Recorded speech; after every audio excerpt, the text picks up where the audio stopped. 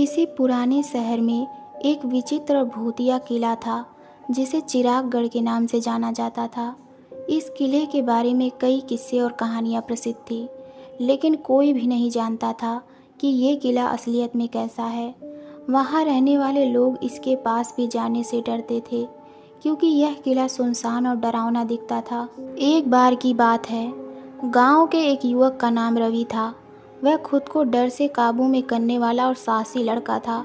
वह हमेशा से ही चिरागगढ़ का रहस्य खुद से सुलझाना चाहता था। उसके दोस्त और परिवार ने उसे रोकने की कई बार कोशिश की, लेकिन रवि का साहस अद्भुत था। वह जानना चाहता था कि इस भूतिए किले का रहस्य कितना भी भयंकर क्यों ना हो, वह बिना डरे ही इसका पता लगा सकता है। एक दिन रवि ने अपने दोस्तों से कहा, मैं जानना चाहता हूँ कि चिरागगढ़ में क्या है जो लोग इससे इतना डरते हैं। मैं उस रहस्य को सुलझा कर ही रहूँगा। उसके दोस्तों ने उसे रोकने की बहुत कोशिश की, लेकिन रवि का आत्मविश्वास बहुत ही ज़्यादा था।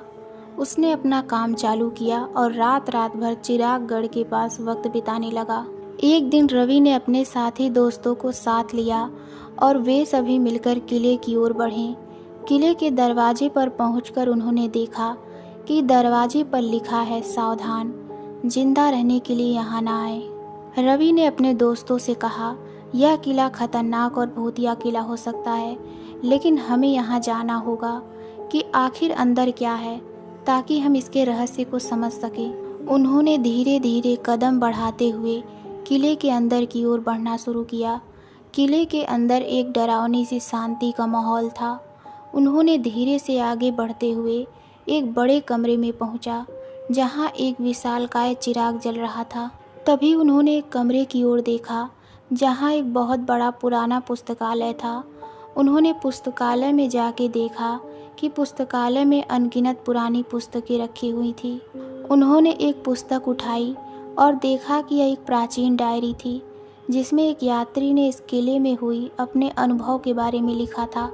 रवि ने डायरी पढ़ते वक्त अपने दोस्तों को बताया कि इस डायरी में उस चिराग के बारे में लिखा हुआ है। रवि और उसके दोस्तों ने डायरी पढ़ने के बाद चिरागगढ़ के रहस्य को समझ लिया। किले के अंदर वह चिराग शक्तिशाली मंत्रों और जादू से बंधा हुआ है, जिसे एक प्राचीन योगी ने बनाया था। इस कारण से ही यहाँ डरावनी आवाज़ें आती हैं। वहाँ कोई भी भूत नहीं था। उस डायरी में लिखे हुए मंत्र के अनुसार उस चिराग को बुझाया जा सकता है।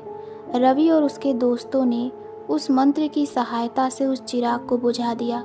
तब से उस किले के पास से डरावनी आवाज़ें आनी बंद हो गईं। गांव वालों ने भी रवि की बहादुरी की बहुत तारीफ की और उस गांव के लोग फिर बिना किसी डर के वहां चैन से रहने लगे।